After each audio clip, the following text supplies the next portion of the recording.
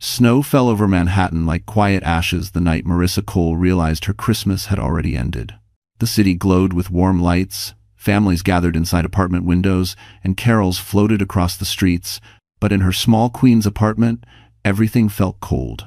Marissa sat on the edge of the couch, wrapping her thin sweater tighter around herself as she glanced again at her phone. No text, no call, no Merry Christmas. And Fortnite. Her husband, Daniel, had left 2 days earlier for what he claimed was a last-minute business meeting in Chicago. She tried believing him, tried so hard that her chest trembled with the effort, but the silence stretched too long, and the excuses had become too practiced. Her 5-year-old son, Liam, slept on her lap, his little fingers clutching the holiday book she'd been reading before he drifted off. She stroked his hair gently, telling herself she needed to stay strong for him at least. But her hands shook. Her insomnia had worsened these past months. Daniel's sharp words echoing in her mind each night. "You're paranoid, Marissa. You overthink everything." At midnight, her phone lit up, not with a message from Daniel, but with a notification from social media. A popular lifestyle influencer, Brooke Langford, was live streaming from the Park Hyatt, New York, champagne in hand, lit by the warm glow of a luxury suite. Marissa almost scrolled past until she saw it, a reflection in the suite's mirrored wall. A man's silhouette. Daniel's silhouette, the same navy coat she bought him last Christmas, the same posture, the same laugh, the same betrayal she had feared for months. Her breath caught. Something inside her, something she had protected, hidden, and silenced, finally broke. But she didn't scream. She didn't call him. She didn't beg. She simply whispered to the sleeping boy in her arms, "I'm sorry you had to see me like this, sweetheart. But Mommy's done waiting." Outside, snow thickened, covering the city in white. Inside, Marissa stood up slowly, her decision forming with painful clarity. This Christmas, Daniel had chosen someone else. And soon, very soon, Marissa would choose herself. She just didn't know that her choice would set off a chain of events leading to her disappearance, and a message that would destroy Daniel's world. For years, Marissa Cole had convinced herself that every crack in her marriage could be repaired with a little more patience, a little more silence, a little more understanding. She forgave Daniel's long work nights. She forgave the missed anniversaries. She forgave the cold way he sometimes looked at her, like she was a burden he didn't remember choosing. But the truth was simpler, harsher, and far more painful. She had been training herself to live with disappointment. The morning after she saw Daniel's silhouette in Brooke Langford's live stream, the apartment felt heavier than usual, as if the walls themselves knew a truth she'd been pretending not to see. Liam played with his toy cars on the living room rug, humming softly. Marissa watched him, her chest tightening with guilt. He deserved more than a mother drowning quietly in heartbreak. He deserved more than a father who kept disappearing.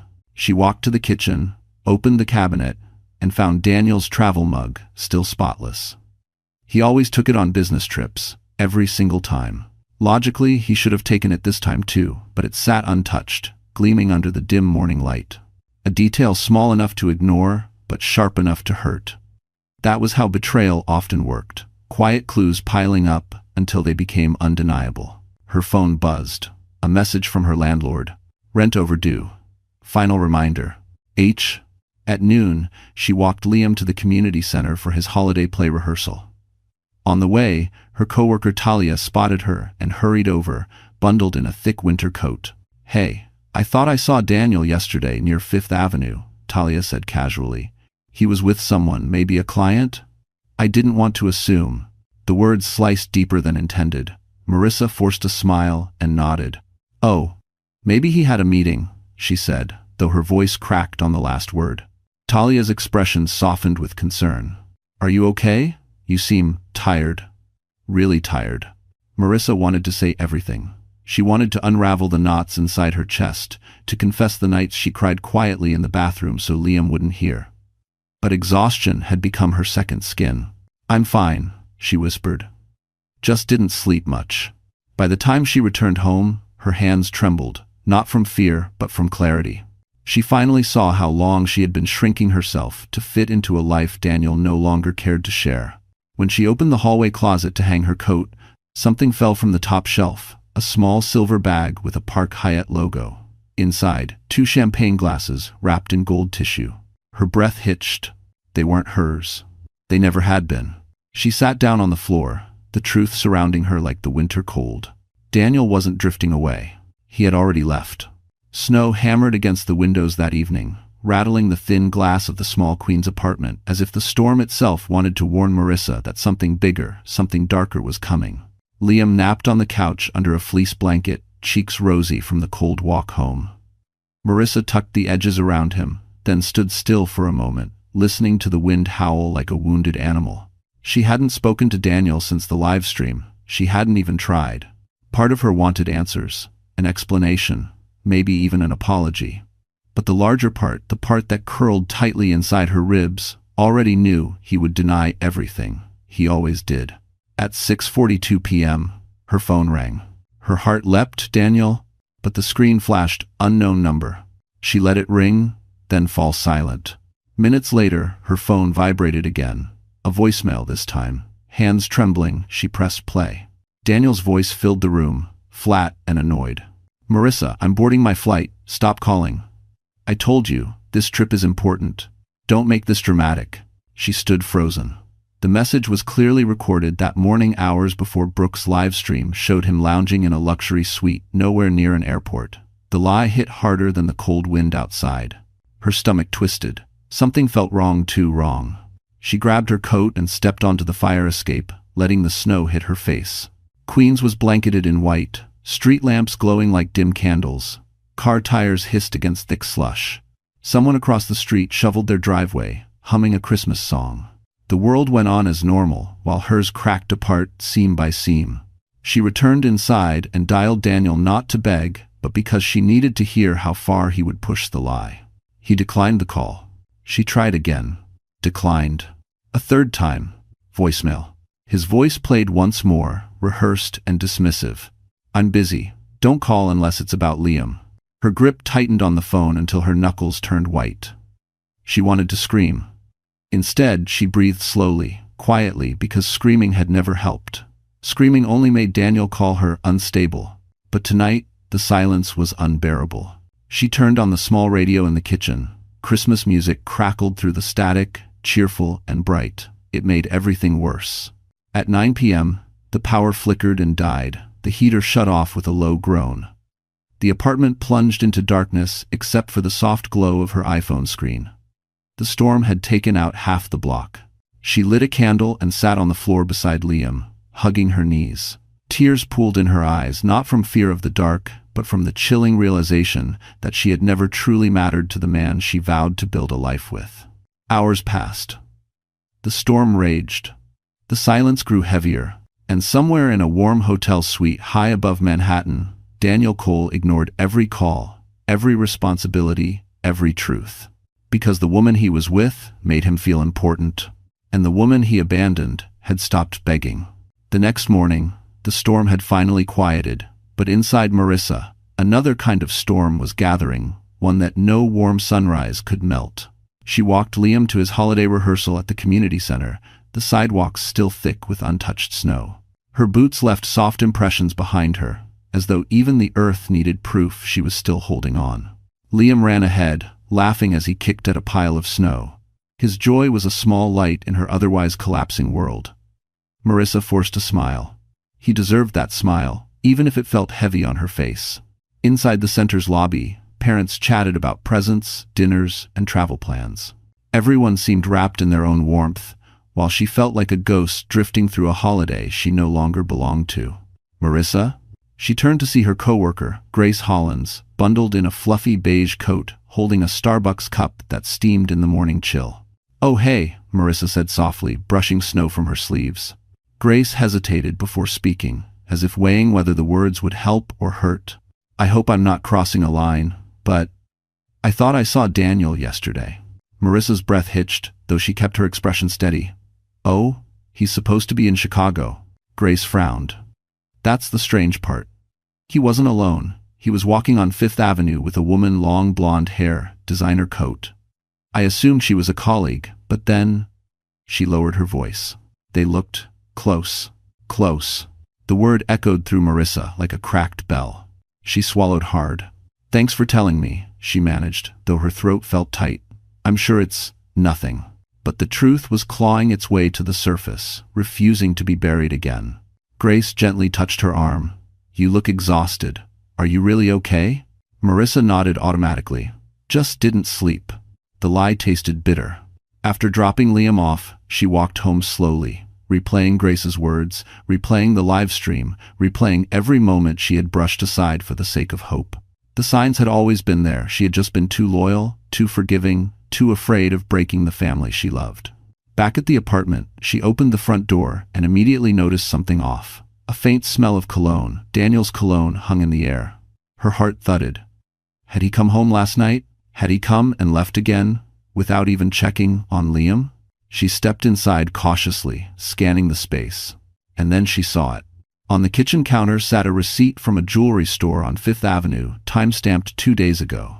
A purchase for a diamond bracelet, something Daniel had never bought for her in 12 years. Her knees weakened. The world tipped sideways. The pieces weren't just falling into place, they were cutting her as they locked together. She picked up the receipt with trembling fingers, feeling the cold truth settle into her bones. Daniel wasn't hiding an affair. He was living one. And she had been living in denial. As she stood there, alone in a kitchen filled with silence and broken trust, Marissa realized something she had feared to admit. Staying was destroying her. And soon, she would learn that leaving would save her life. While Marissa stood frozen in her kitchen, clutching the Fifth Avenue receipt that told the truth more bluntly than Daniel ever had, her husband was miles away, celebrating a Christmas he never intended to share with her. On the 34th floor of the Park Hyatt, New York, the city sprawled beneath Daniel Cole like a glittering kingdom he believed he deserved. Lights shimmered across the skyline, reflecting in the floor-to-ceiling windows of the luxury suite. A fresh bottle of champagne rested in a silver bucket beside him. Everything looked perfect, everything except the truth. Brooke Langford lounged on the king-size bed, draped in a white silk robe that probably cost more than Marissa's monthly rent. Her blonde hair framed her face like a magazine cover, and she held up her phone for a selfie, making sure to capture the diamond bracelet glinting on her wrist, the same bracelet Daniel had bought 2 days earlier.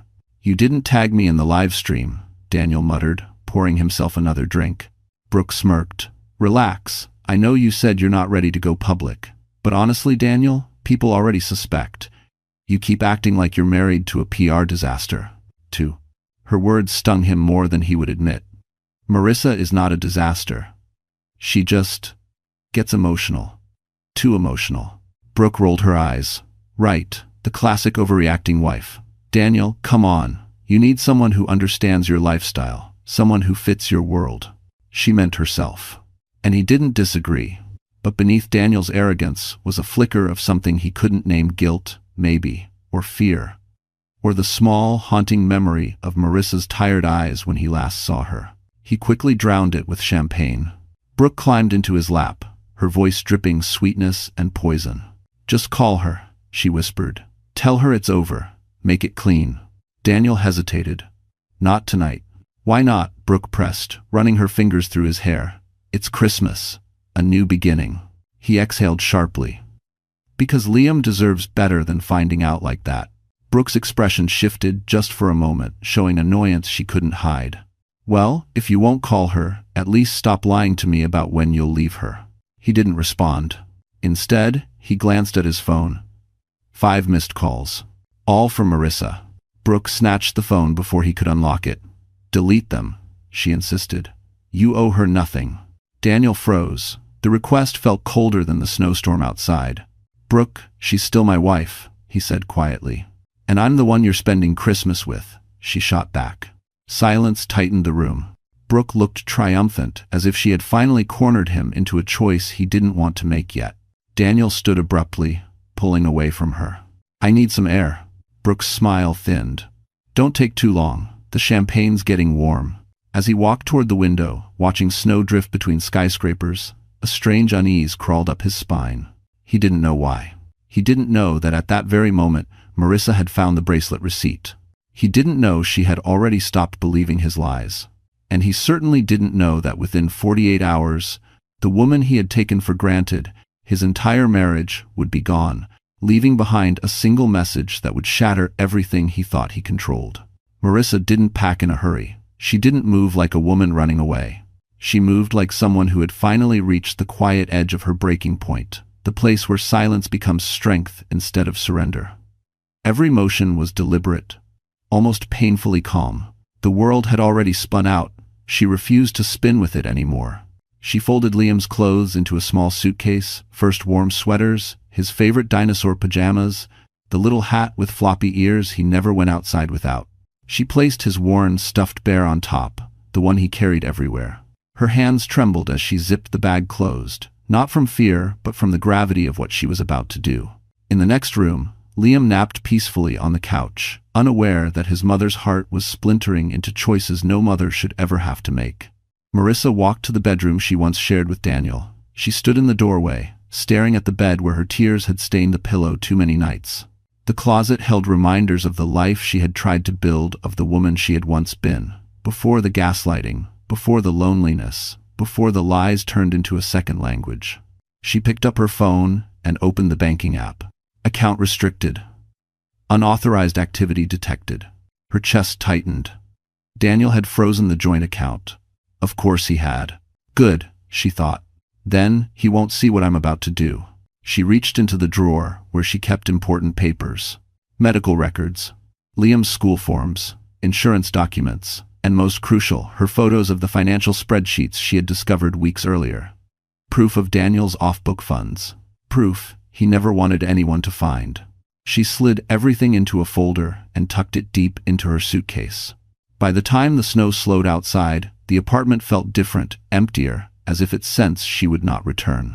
She found a small notepad in the kitchen and sat at the table. The same table where she once hoped Daniel might join them for family dinners. She held the pen for a long moment, listening to the faint hum of the refrigerator and the muted city noises below. Finally, she wrote the only words she knew still had power over him. Don't look for us. No explanation, no apology, no emotion. Just truth. She placed the note beside her phone on the dining table, her silent declaration that she was done chasing someone who never turned around. She lifted Liam into her arms, careful not to wake him. His small hand instinctively clutched her shoulder. He trusted her, without question. That trust was the only thing keeping her steady. The hallway outside smelled faintly of old carpet and winter air as she stepped out, suitcase rolling softly behind her. One last glance toward the apartment, one last breath. She closed the door. Behind her, the life she had tried to salvage collapsed quietly. Ahead of her, an uncertain road awaited, but it belonged to her. 2 days later, when Daniel Cole finally returned to a dark, silent apartment in Queens, the first thing he saw was her phone. The second was the note. And with those 5 words, Daniel's world began to unravel. When Daniel Cole stepped into the dim apartment 2 days later, he expected irritation, maybe cold silence, Marissa's usual reaction whenever he forgot to check in. What he didn't expect was emptiness, so complete it echoed. No lights, no toys scattered on the rug. No gentle voice humming to calm Liam after a nightmare. Just a stillness that prickled under his skin. "Marissa?" he called out. Nothing. He flicked the switch. The overhead light buzzed to life, illuminating the barren living room. His eyes darted around. The air felt wrong, cleaner, lighter, missing the chaos of everyday life. Then he saw her phone on the table. A chill unlike any winter wind slid through him. He picked it up, confused and annoyed. What the hell? Then he saw the note. 5 words. 5 quiet, razor-sharp words. Don't look for us. The paper trembled between his fingers. His jaw clenched. His heartbeat stuttered, an unfamiliar sensation for a man who always thought he controlled every outcome. "This is ridiculous," he muttered, though his voice cracked ever so slightly.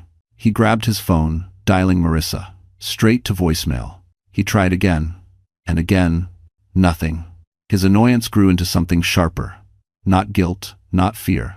Control slipping. He tore through the apartment, searching for signs of where she'd gone. Drawers half empty. Liam's favorite toys missing. Her textbooks gone. The diaper bag disappeared. Her coat missing from the hook. Unbelievable, he hissed. When he couldn't find answers inside the apartment, he stormed into the bedroom and yanked open the closet, clothes gone, suitcases gone. Even the fireproof lockbox where he kept personal documents had been opened. Something cold twisted in his stomach. He dropped to his knees and checked the bottom drawer, the drawer where he kept his confidential files. Empty. Jesus, no. There's second sheen. He rifled frantically through folders, flipping papers, throwing things aside. Then he found it, a single sheet left behind, torn at the corner. It belonged to his private spreadsheet, the one detailing his off-book transactions.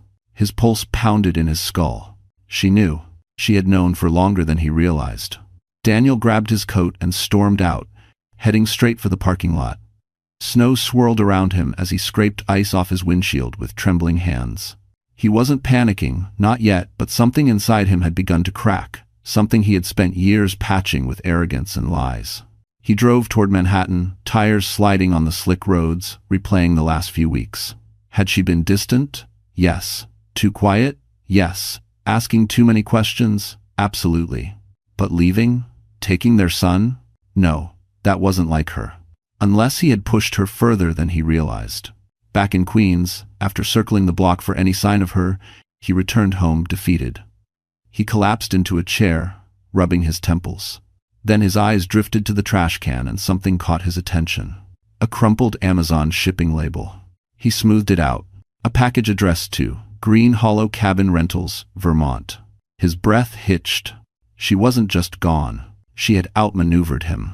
And for the first time since meeting her, Daniel felt something new, something he didn't know how to control. Fear. Green Hollow Cabin Rentals sat deep in the Vermont woods, tucked between frozen pines and a narrow road blanketed in untouched snow.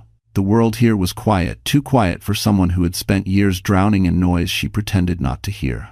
When Marissa stepped out of the rideshare van with Liam asleep on her shoulder, the cold bit at her cheeks. But for the first time in years, she felt something close to relief.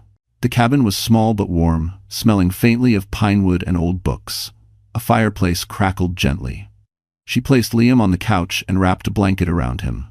He murmured her name, half dreaming. "It's okay, sweetheart," she whispered. "We're safe. For now." She sat at the small wooden table, exhaustion settling into her bones. She hadn't slept in nearly 30 hours. Her anxiety pulsed behind her eyes. Her hands shook as she pulled out the documents she'd taken Daniel's off-book records, the photos, the timestamps, proof of everything she had tried to ignore. She wasn't a strategist. She wasn't a fighter. She wasn't even sure she was strong, but she had something now she hadn't had before.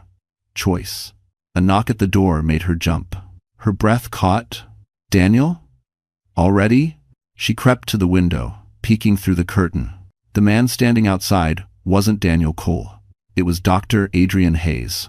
He looked out of place in the snow, still wearing his city coat, his hair dusted white. His expression was tight with worry. Marissa opened the door slowly. "Adrian? What? How did you? You didn't show up for work. Your phone was off. I checked with your landlord." He paused, chest rising with icy breaths. "Marissa, you scared the hell out of me." Her eyes burned. No one, not even her husband, had said those words to her in years. I had to leave," she whispered. He stepped inside, closing the door against the cold. His gaze drifted to the folder on the table, then to Liam sleeping on the couch. Understanding flickered in his eyes, followed by something sharper anger on. "You didn't leave without a reason," he said gently. The words punctured her composure. Her shoulders shook. He lied. "For months. Maybe years. And I thought if I tried harder." "Marissa." Adrian's voice softened but didn't waver. "You've been trying alone." She covered her face with her hands. The weight of years pressed down all at once. Silence, gaslighting, loneliness disguised as loyalty. Adrian didn't touch her, didn't rush her, didn't ask for details she wasn't ready to give. He simply sat in the chair across from her, the quiet presence of someone who saw what she had been hiding. Outside, snowfall softened the world. Inside, something else softened too, an invisible but undeniable shift. Because for the first time, in a very long time, a man looked at Marissa, not with annoyance, or impatience, or superiority, but with concern, with respect, with something she didn't yet dare name. And she didn't know it yet, but Adrian Hayes was about to become the one steady force in a story that was just beginning to spiral out of Daniel's control. While snow thickened around the Vermont cabin, where Marissa and Liam slept safely for the first time in months, Manhattan moved at its usual frantic pace except for one man whose world had begun to slow, crack, and tilt sharply out of alignment. Daniel Cole stepped into the sleek elevator of his Fifth Avenue office building, jaw tight, coat still dusted with melting snow from his frantic overnight drive. He hadn't slept, he hadn't eaten. All he could think about was the note. "Don't look for us." He reread it every 10 minutes as if staring at the handwriting might somehow unravel the meaning. It didn't. When the elevator doors opened onto the 27th floor, his assistant, Morgan, nearly dropped her tablet. "Daniel, what happened to you? You look... Where's the team?" "I need the morning briefing," he snapped, brushing past her. She scrambled to keep up. "Actually, there have been developments." He stopped walking. "Developments?" His voice was sharp enough to draw eyes from nearby desks. Morgan swallowed. "Compliance requested a meeting with you. Something about flagged transactions." His stomach dropped. Hard. "Flagged what?" he demanded, though he already had known ever since he saw the empty drawer in Queens. Morgan lowered her voice. "Internal audit found inconsistencies in the digital reports for the past quarter. Your name is attached to all of them." A cold sweat broke across his skin. Marissa. She had taken the files. She had known. He forced a scoff. "It's a misunderstanding. I'll handle it." But the lie tasted different, now bitter, panicked. In the conference room, 3 members of compliance sat waiting behind a wall of glass. Their expressions were neutral, too neutral. "Mr. Cole, please sit," said the director. Daniel kept standing. "What's this about?" The director clicked a remote. A screen lit up with rows of numbers, highlighted in red. Unauthorized transfers, duplicate invoices, personal accounts receiving funds, all paths leading back to him. "We need you to explain these anomalies," the director said. "They're not anomalies," Daniel said quickly. "There must be a systems error." One of the analysts slid a folder forward. "We traced the origin. They weren't system-generated. They were uploaded manually." "From your login?" His pulse thrashed in his throat. Someone hacked it. But even he didn't believe the excuse. Then came the final blow. Morgan rushed into the room, pale. "Daniel, Brooke Langford just posted something." The director turned his laptop toward Daniel. A video. Brooke's voice. Daniel's voice. Clear as crystal. "Brooke, so all this money you're saying nobody will notice?" "Daniel, no one checks the off-book accounts. They trust me." The room went silent. Daniel felt the floor tilt. His mistress had recorded him. And leaked it. "Mr. Cole," the director said sternly, "you are placed on immediate administrative leave pending a full investigation." Daniel opened his mouth to speak, to deny, to explain, but nothing came out. Only a dry ache burned at the back of his throat. His control, his precious, absolute control, was gone. As he stumbled out of the building, snow swirling under the gray Manhattan sky, one realization hit him harder than the scandal. Marissa didn't just leave him. She dismantled him. Quietly. Completely. Intentionally. And it was only the beginning. Daniel Cole had always believed he was the smartest one in every room, the one pulling the strings, the one choosing who stayed and who left. But as he sat alone in his sleek Mercedes S-Class parked outside the Fifth Avenue Tower, a bitter truth seeped in like cold air through a cracked window. He was no longer in control. In fact, he was being outmaneuvered by the 2 women he thought he controlled. He slammed his fist against the steering wheel. "Unbelievable," he growled. "This isn't happening." But it was. His phone vibrated with notifications. Dozens, maybe hundreds. He opened the first one. Brooke Langford has posted a new video. His stomach twisted. No, no, no, no. He tapped the video. Brooke sat in a high-end apartment with the Manhattan skyline glittering behind her. Her makeup was flawless, her tone calm and almost mournful, perfectly crafted for maximum public sympathy. "Hi everyone," she began softly. "I never wanted to make this public, but I can't stay silent anymore." Daniel felt his blood turn to ice. Brooke continued, voice trembling just enough to be convincing. "For months, I've been involved in something I deeply regret. I trusted someone who wasn't honest, not with me, not with his wife, and not with his company." A screenshot flashed on the screen. Daniel's name. His emails. His voice from the leaked audio. I didn't know about the illegal financial activity, she said, touching her chest dramatically. Once I learned the truth, I realized I had to come forward for my safety and for everyone affected. My safety? Daniel yelled at the phone. You little snake. But the world wasn't listening to him anymore. Brooke wiped a staged tear. Daniel Cole manipulated me, lied to me, and used me. If something happens to me, please know, I tried to warn the company. I won. Comment sections exploded instantly. Oh my God, she's so brave. Expose him. He's done. What a monster. Daniel threw his phone onto the passenger seat. You recorded me. You set me up. He didn't know he was pacing the sidewalk until a security guard approached. Sir, you need to calm down. Calm? He was losing everything. His career, his reputation, his carefully curated image. Even the mistress he sacrificed his marriage for had turned on him. And underneath all of it, something far more devastating lurked. Marissa had known about the financial fraud long enough to disappear and long enough to protect herself. A sudden fear stabbed through him. If she turned those documents over to the authorities, the scandal Brooke ignited would look like child's play. His phone buzzed again, this time with a text from an unknown number. We need to talk. B. He stared at the message. Brooke wanted something. Of course she did. This wasn't just betrayal. It was negotiation. He climbed back into the car, gripping the steering wheel until his knuckles whitened. I'm fixing this, he muttered. Marissa isn't going to ruin me, and Brooke isn't going to control me. But deep down, even if he couldn't admit it yet, Daniel Cole was no longer the hunter. He was the hunted. And the two women he underestimated were about to push him into a corner he couldn't escape. By the time Daniel Cole pulled into his driveway that night, the December sky had collapsed into darkness. Snow slammed against the windshield, blurring the streetlights and swallowing the world in white. His hands shook on the steering wheel, not from the cold, but from the unraveling that had begun inside him. He stormed into the apartment, slamming the door hard enough to rattle the frame. The note still sat on the table, mocking him. Don't look for us. He crumpled it in his fist, pacing like a trapped animal. He had lost control of the narrative. His career and Brooke's public betrayal had made him a national spectacle in less than 12 hours.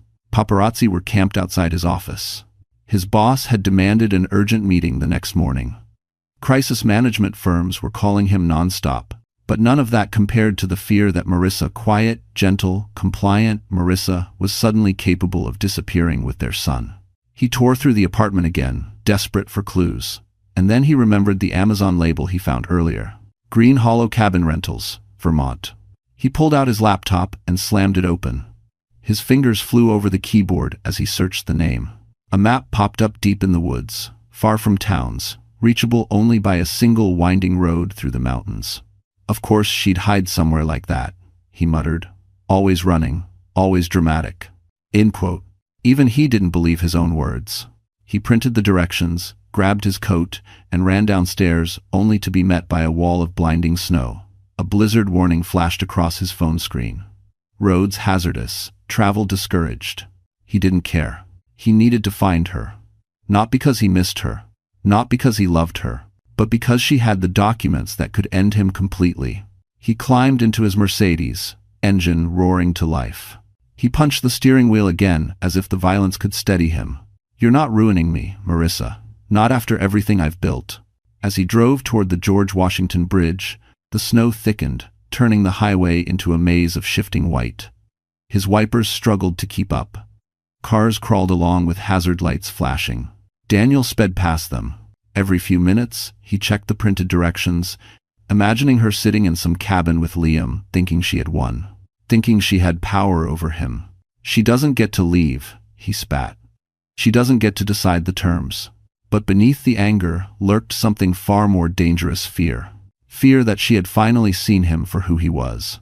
Fear that she had stopped being afraid. The mountains loomed ahead, dark and jagged. The storm howled louder, a cold warning he refused to hear. He gripped the wheel tighter. By the time he reached the narrow forest road that led to Green Hollow, the storm had nearly swallowed the sky.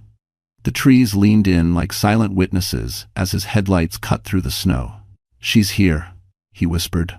And he wasn't leaving without her, or without the evidence she stole. What Daniel didn't know, what he couldn't have imagined, was that Marissa wasn't alone anymore, and the man waiting inside that cabin would change everything. The snowstorm thickened around Green Hollow, like nature itself wanted to shield Marissa from the man barreling toward her. Inside the small cabin, the lights flickered gently, the fire crackled, and Liam slept curled beneath a quilt on the couch. For a moment, just one fragile moment, Marissa felt something close to peace. But peace rarely lasts. A loud crunch of tires over ice snapped her back into herself. Headlights sliced through the darkness outside, sweeping across the cabin walls. Her blood froze. Adrian, seated across the table with a file of paperwork spread before him, looked up instantly. "Who's that? Did you tell anyone you were coming here?" Marissa shook her head, fear tightening her throat. "No one knows. No one except." She didn't finish, because she already knew. "Daniel." Adrian stood, his posture shifting into protective instinct. "Stay inside. Don't open the door unless I say so." She swallowed hard. "Adrian, he won't leave. He never leaves when he wants control." Adrian's jaw clenched. "Then we'll make it clear he no longer has any." Outside, Daniel slammed the car door and stumbled toward the cabin, fighting the wind. Snow plastered his hair to his forehead, and the storm twisted around him like anger made visible. He reached the porch and pounded on the door, rattling the wood. "Marissa, open the door." She flinched at the sound, but she didn't move. Daniel pounded harder, voice cracking. "I know you're in there. You can't hide from me." Adrian stepped closer to the door. "Back away, Daniel." Silence. Then a laugh, low, furious, disbelieving. Of course, you're here." Adrian didn't flinch. "Leave now. She doesn't want to see you." Daniel's voice rose, wild with panic and rage. "She's my wife. You think you get to say where she goes? You think you can?" Marissa stepped forward, though her knees shook. She couldn't hide forever. She couldn't let Adrian face her battles alone. She pulled back the curtain, and there he was. Daniel's face was red from the cold, eyes wild, snow clinging to his coat. When he saw her through the glass, something inside him cracked. "Marissa, open the door. We need to talk." She shook her head, tears burning her eyes. "No, Daniel, not this time." His expression darkened. "You took Liam. You stole documents from me. You're ruining everything. Thanks for watching." Her voice trembled, but not from fear this time, from exhaustion. Everything was already ruined. You just never looked long enough to see it. Adrian placed a steady hand on her shoulder. Daniel's eyes flared with jealousy, fury, and wounded pride. "You think he's going to save you?" Daniel spat. "You think this little escape changes anything?" Marissa breathed in, letting the truth settle in her bones. "Yes," she whispered, "it changes everything. Everyone. S of them." Daniel slammed his fist against the door, snow spraying from his coat. "You come outside right now, or—" Adrian cut him off, voice iron steady. "Or what, Daniel? You've already lost her, and soon you'll lose much more." Lightning flashed in Daniel's expression, fear, fury, and realization all tangled into one. Because for the first time in their marriage, Marissa wasn't afraid of him. And that terrified him more than the storm ever could. Daniel didn't leave. Even as the storm clawed at the trees and whipped snow across the porch, he stayed frozen in front of the cabin door, breathing hard, staring through the narrow window at the woman he once believed would never defy him. His anger had cracked into something else, something desperate, unstable, and edged with fear. Inside, Marissa stepped back from the window, her heart pounding. Adrian guided her gently toward the table. "He can't come in," Adrian said quietly. "Not unless you let him." "Enter." "I know," she whispered, "but that's what scares him." Outside, Daniel's voice came again, louder, rawer. "Marissa, please. Just talk to me." She squeezed her eyes shut. Please was not a word Daniel used unless something inside him was unraveling beyond repair. But she had heard it before, always, when he feared losing control, never when he feared losing her. The snow softened briefly, and through the glass, Daniel lifted his head. His face was pale, his hair plastered to his forehead, and for the first time, Marissa saw something in him she had never seen before. He looked small. He looked lost. He looked afraid of her silence. He stepped closer to the window, hands trembling against the fogged glass. "Marissa, I drove all night. I didn't know where you were. I thought His voice broke slightly. I thought something happened to you. It's masked. It's masked. She stared back at him, her breath catching not from affection, not from guilt, but from the shock of what she finally realized. Daniel didn't fear for her safety. He feared losing his image, his control, his narrative. Please, he whispered, don't make this worse. Marissa exhaled slowly. There it is, she thought, the real plea, the real priority, not her, not Liam, just his consequences. Adrian stood behind her, a calm, steady presence. You don't have to answer him, he murmured. But she did. Because silence had power, but so did truth. She stepped forward again, just enough for Daniel to see her clearly.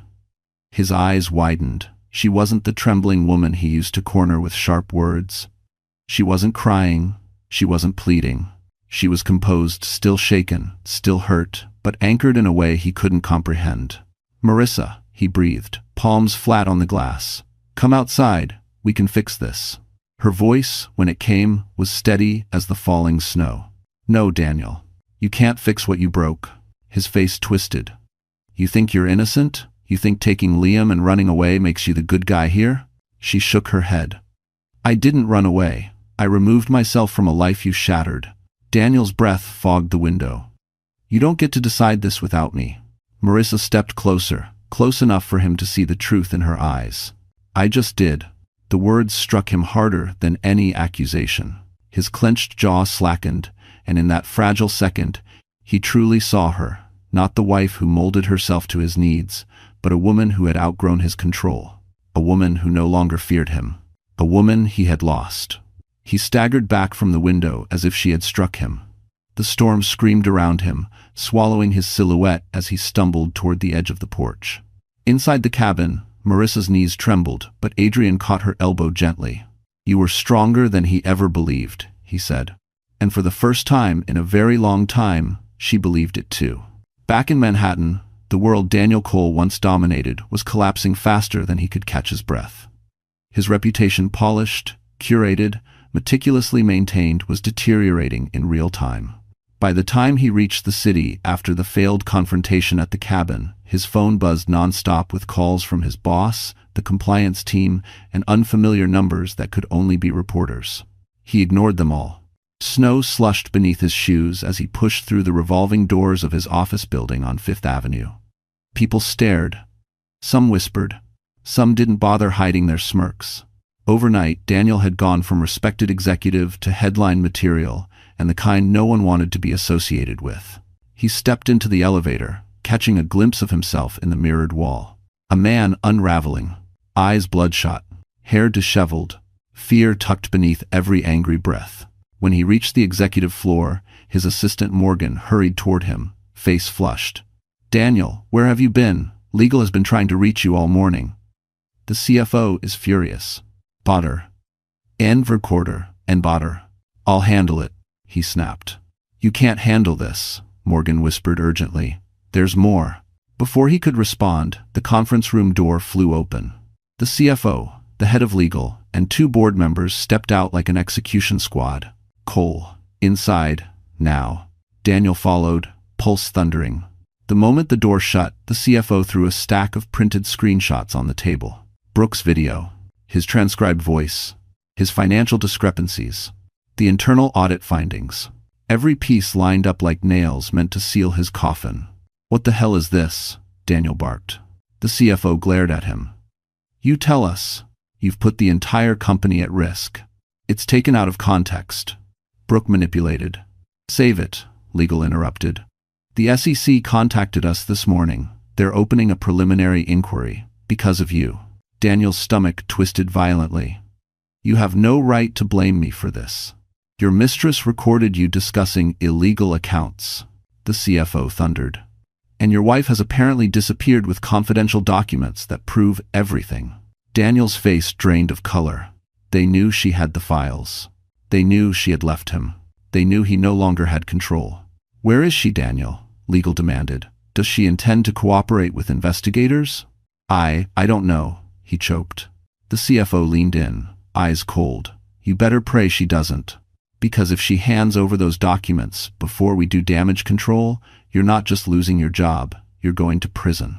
A suffocating silence filled the room. Then the CFO delivered the final blow. "You're suspended effective immediately. You are to leave the building, surrender your access badge, and have no further contact with employees." Daniel staggered backward. "You can't." "We already did." Security appeared at the door. Humiliation washed over him, hot, choking, unforgettable. He grabbed his coat with trembling hands as the room blurred around him. Every step toward the exit felt like walking off a cliff. Cameras flashed as soon as he stepped outside. Reporters shouted his name. "Mr. Cole, is it true you embezzled company funds?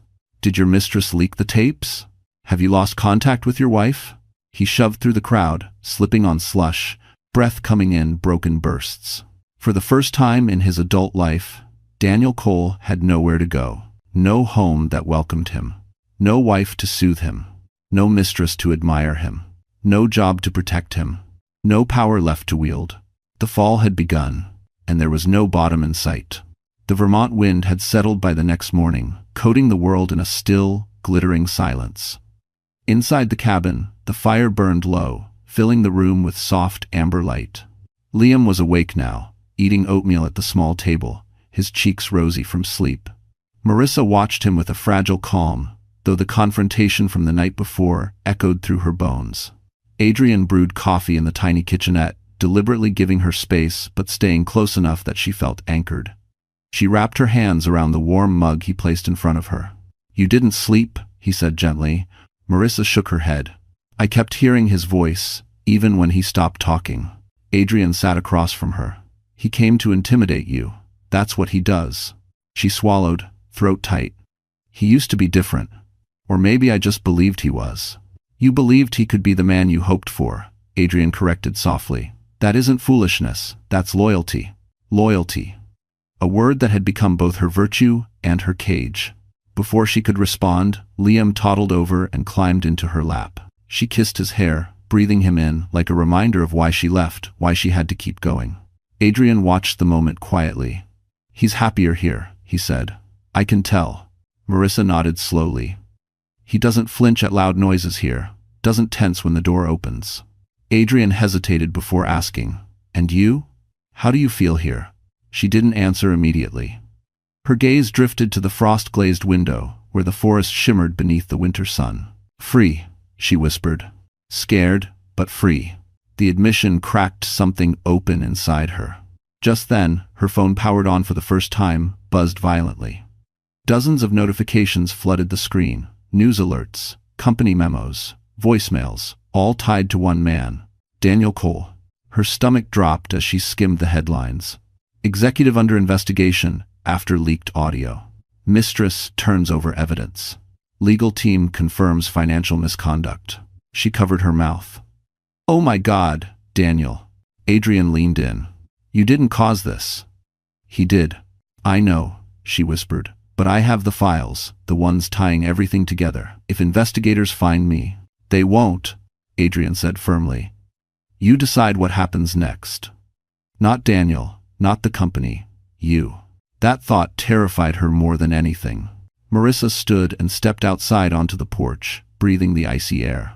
The snow crunched under her boots as she stared out at the pine trees, swaying gently.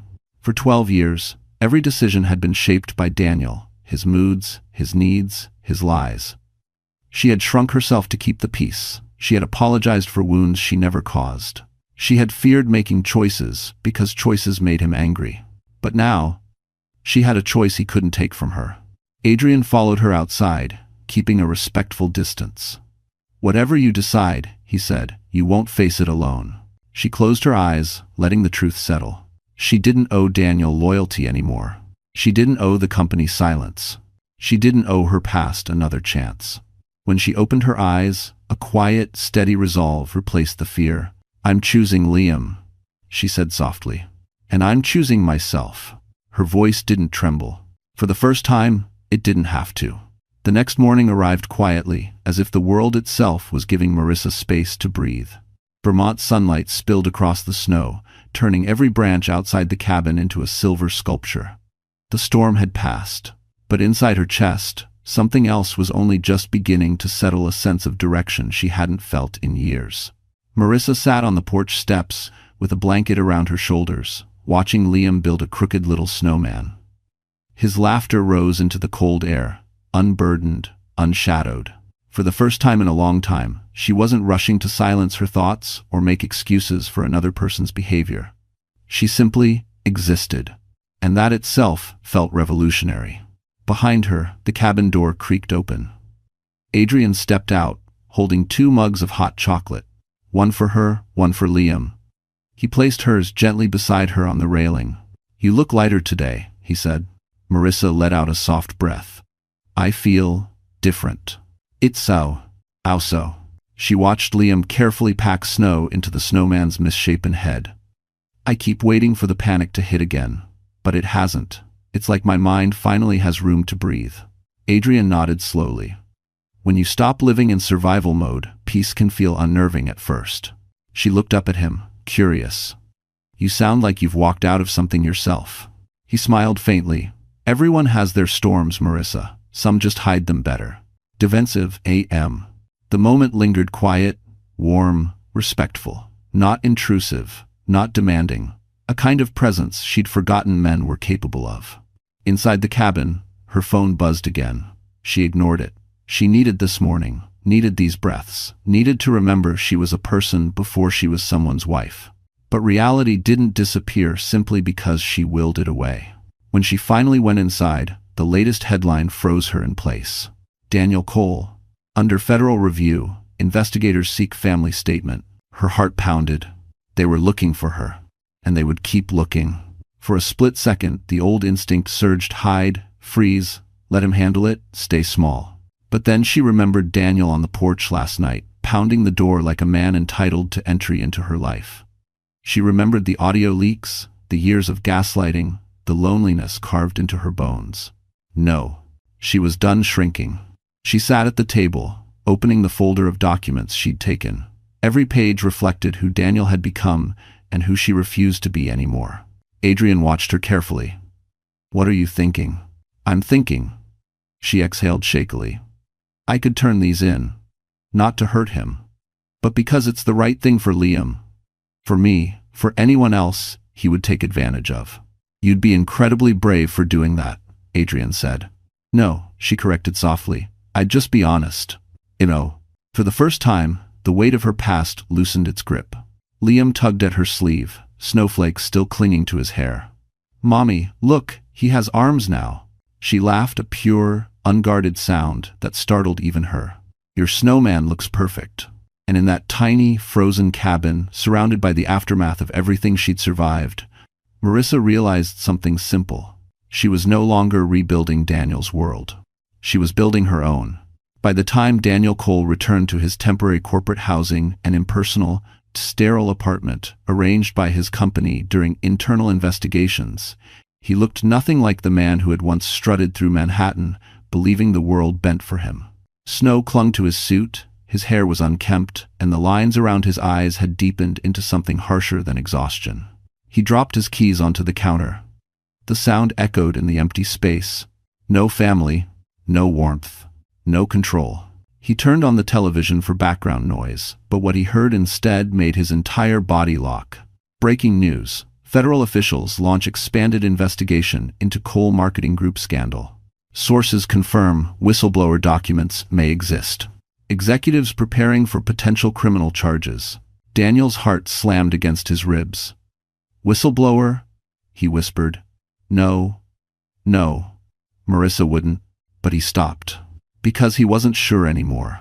For years, he had relied on her silence, her softness, her loyalty. He thought she'd never leave, never question him, never fight back. But the version of her he saw last night through the cabin window, the woman who didn't flinch, didn't beg, didn't fold under his anger, was not the woman he married. And that terrified him more than federal agents ever could. He paced the living room, breathing hard. She has the documents. She took them. She's planning something. There's a mentor. A cold wave washed over him. She's going to destroy me. His phone buzzed violently. He grabbed it, hoping, stupidly, desperately, that it might be Marissa. It wasn't. It was Brooke. Again. He almost didn't answer. But fear broke his hesitation. What do you want? He snapped. Her laughter was sharp, brittle, vicious. Oh, relax. I'm not here to ruin anything else. I just think you should know, the SEC reached out to me again. And they're building a timeline. Daniel's grip tightened. Brooke, listen to me. Whatever's happening, you need to retract your statement.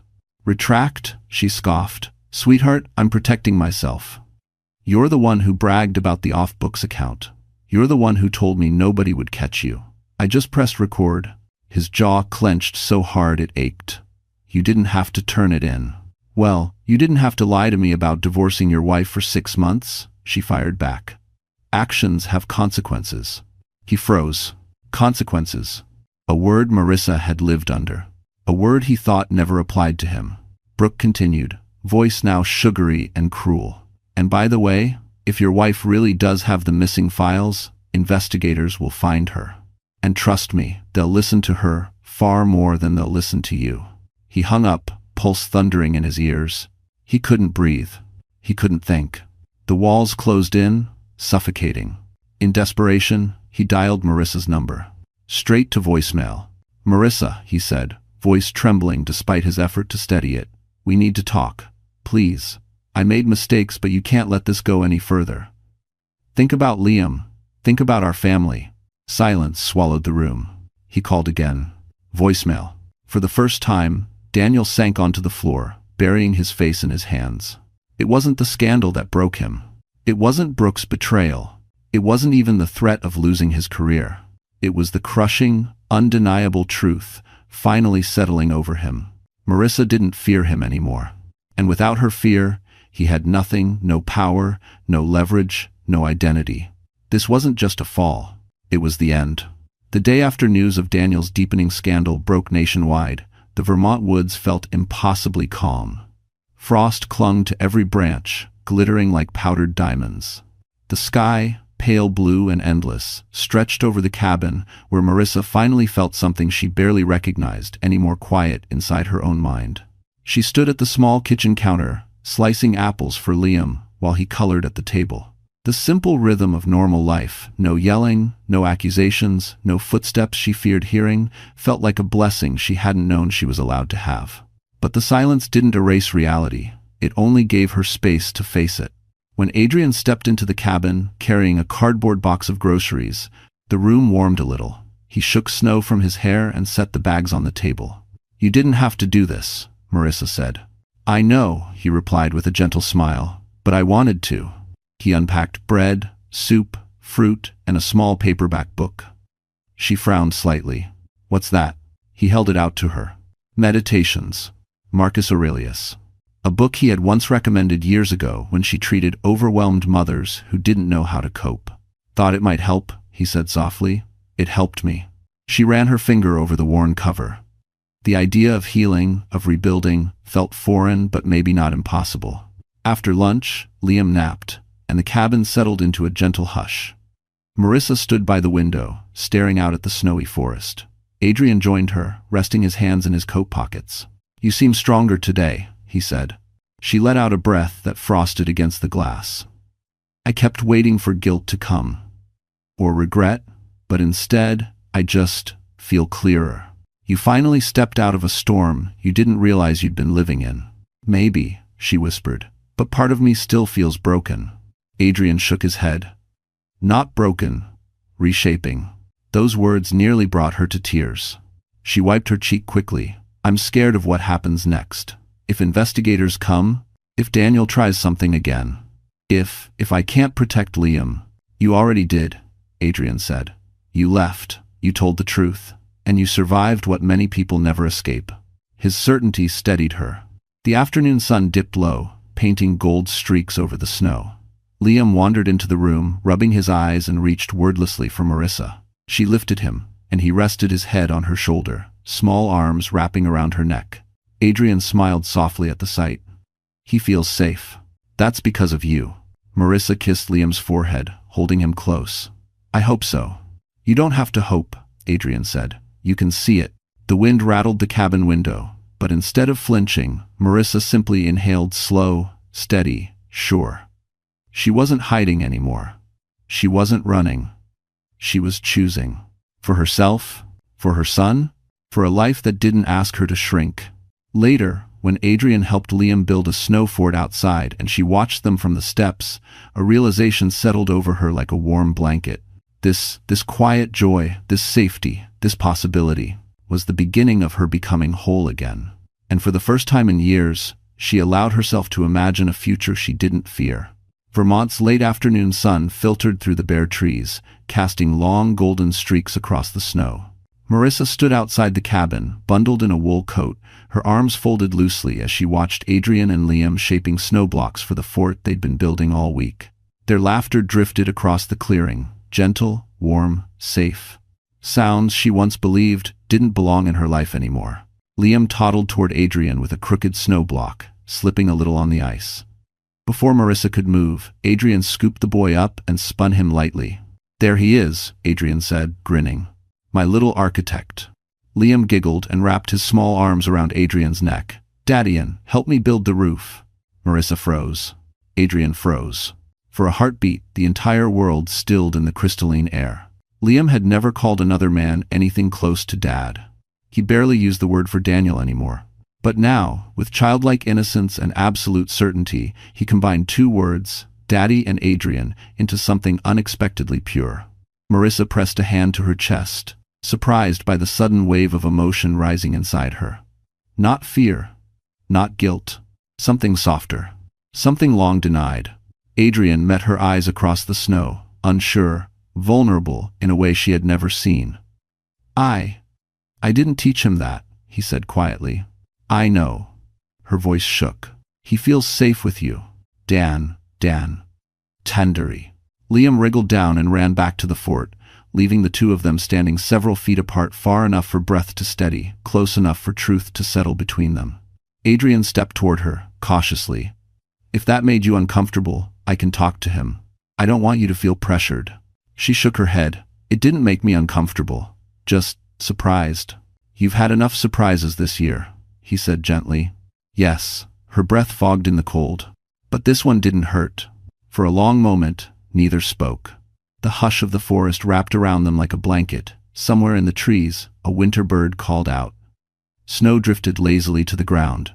Then Adrian said softly, "Marissa, I care about you, deeply. But your healing comes first. Not expectations, not relationships, just you." His restraint, his patience, qualities Daniel never possessed, stirred something warm inside her chest. "I don't know what the future looks like," she admitted, "but for the first time, I'm not afraid of it." A slow, relieved smile touched Adrian's lips. "That's all I want for you." Behind them, Liam shouted proudly, "Mommy, look, it's done." They walked together toward the crooked snow fort, a quiet partnership forming without needing to be named. When Marissa reached Liam, he tugged her hand. "Can Daddy-in stay with us?" he asked innocently. Marissa's throat tightened. She brushed a mittened hand over her son's cheek. "Maybe he can," she said softly. "Maybe for a long time." Adrian looked away, visibly affected, clearing his throat before kneeling to admire the fort. But Marissa saw it, the flicker of hope he tried to hide. For years, her life had been shaped by fear, control, and smallness. Today, in the fading Vermont sunlight, she felt something expand inside her. She deserved joy. She deserved gentleness. She deserved a future that didn't shrink her.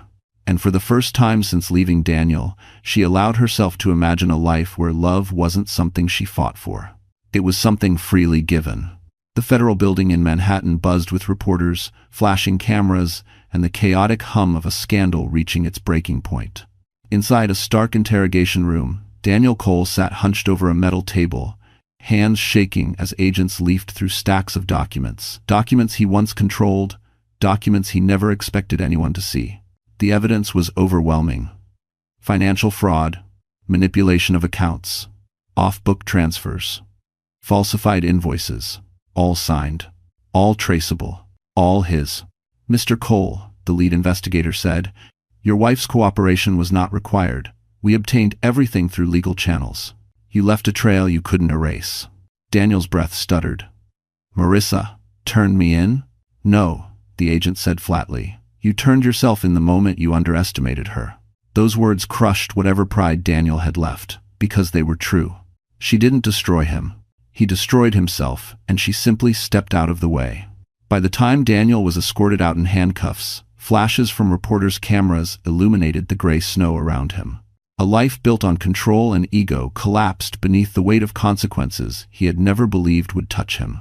Meanwhile, hundreds of miles away in Vermont, Marissa Cole stood on the porch of the cabin, snowflakes melting in her hair as the sky blushed a soft winter pink.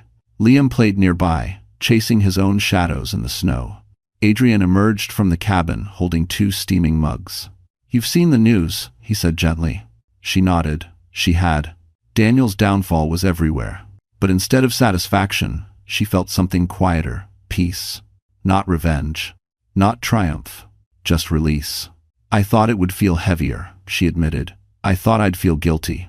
"You chose truth," Adrian said. "Truth is only heavy when someone's been living under lies." She closed her eyes, breathing in crisp, pine-scented air. For the first time, she wasn't haunted by footsteps behind her. She wasn't bracing for the next storm.